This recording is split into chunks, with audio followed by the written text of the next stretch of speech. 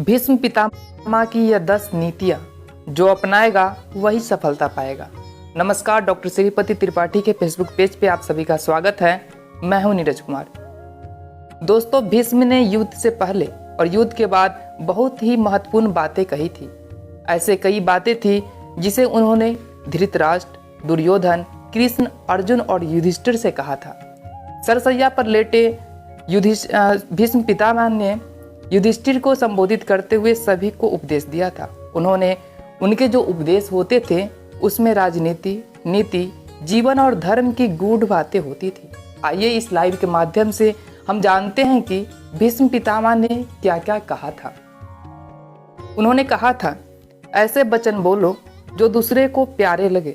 दूसरे को बुरा भला कहना, दूसरे की निंदा करना, बुरे वचन बोलना, यह सब त्यागने के योग्य है। दूसरे का अपमान करना, अहंकार करना और दंभ यह अवगुण है। त्याग के बिना कुछ भी प्राप्त नहीं किया जा सकता। त्याग के बिना परम आदर्श की सिद्धि नहीं होती। त्याग के बिना मनुष्य भय से मुक्ति नहीं पा सकता। त्याग की सहायता से मनुष्य हर प्रकार का सुख प्राप्त कर सकता है। सुख 2 प्रकार के मनुष्य को मिलता है। उन्होंने कहा था कि सुख 2 प्रकार के मनुष्य को मिलता है।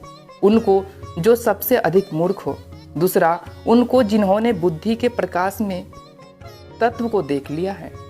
वे जो भी लोग होते हैं वह बीच में लटके रहते हैं, वह दुखी रहते हैं।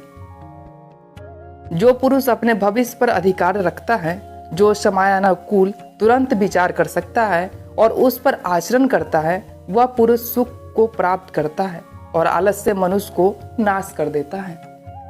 सनातन काल से ही जब भी किसी ने स्त्री का अपमान किया है, उनका निश्चित ही विनाश हुआ है। भीष्म पितामह ने युधिष्ठिर को बताते हुए कहा कि स्त्री का पहला सुख उसका सम्मान ही होता है। उसी घर में लक्ष्मी का वास रहता है जहां स्त्री प्रसन्न रहती है। जिस घर में स्त्री का सम्मान नहीं होता, उस घर में कई प्रकार के दुख आ जाते हैं और उस घर से लक्ष्मी सहित अन्य देवी देवता भी चले जाते हैं।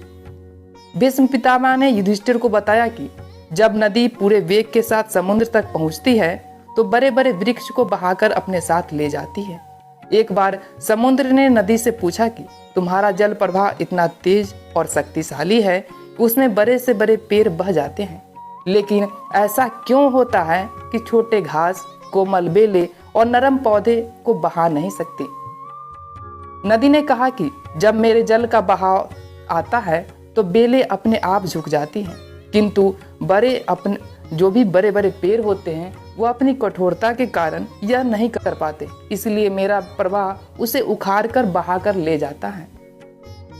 महाभारत के युद्ध से पहले जब कृष्ण संधि के लिए हस्तिनापुर पहुंचे थे, तब भीष्म ने दुर्बुद्धि दुर्योधन को यह कहकर समझाया था कि जहां श्री कृष्ण है, जहां धर्म है, उसी पक्ष की जीत होनी निश्चित है। इसलिए बेटा दुर्योधन, भगवान कृष्ण की सहायता से तुम पांडवों के साथ संधि कर लो।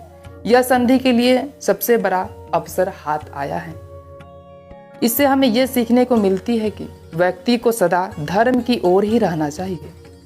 भगवान श्री कृष्ण की तरह भीष्म पितामह ने ही कहा है कि परिवर्तन संसार की अटल नियम है और सबको इसे स्वीकार करना ही पड़ता है, क्योंकि कोई भी इसे बदल नहीं सकता है।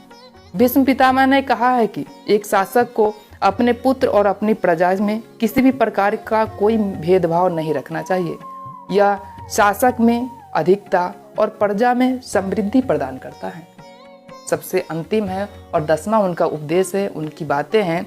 भीष्म पितामह ने कहा था कि सत्ता सुख भोगने के लिए नहीं, अपितु कठिन परिश्रम करके समाज की कल्याण करने के लिए होता है। तो दोस्तों, आज इस लाइव के माध्यम से भीष्म पितामह के कहे गए 10 नीतियों के बारे में हमने आपको बताया।